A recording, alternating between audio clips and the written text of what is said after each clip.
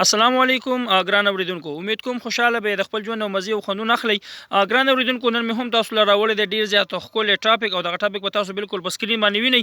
ویډیو تر اخره پورې وګورئ. که دغه نه مخکې که تاسو زما ویډیو ګورئ نو خامخا به تاسو یو سبسکرایبر ماته خامخا راکوئ، یو لایک به خامخا راکوئ. که تاسو څه قسمه سوال وي، څه قسمه پوښتنه وي، نو بالکل تاسو ماته په کمنټس باندې کولی شئ. ګران اوریدونکو، د ډیر ټیم نه داسې سوالات چلیږي چیرې د ایټا چې کوم ویب سایټ دی هغه به کله اوپن کیږي، کله به آنلاین فارم شروع کیږي. نو بالکل موږ نن د آی ټي ډپارټمنټ سره رابطه وکړله او زما په خیال داسې مازدیګری ټیم دی. نو موږ د هغوی سره 3 بجې رابطه کړې وه. نو هغوی موږ ته په اخره کې دا وویل چې تاسو چې کومه پورې ستاسو اوریدونکي دي هغوی ته هم داسې ووایه چې زموږ چې کوم آنلاین فارم دی دا به د 14 دسمبر نه شروع کیږي.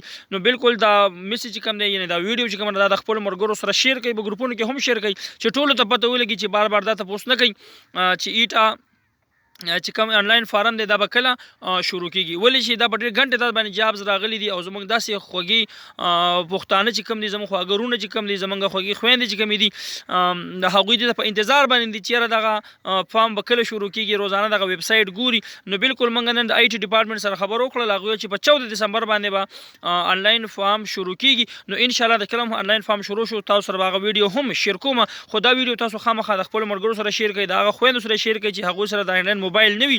او هغه ته دا ووایي چې تاسو بالکل ټینشن مه لئ، په 14 دسمبر نه به انشاءالله چې آنلاین کوم فارم دی دغه فل کول به شروع کیږي او د آنلاین ټوله طریقه به انشاءالله تاسو ته زه خامخا ښایم.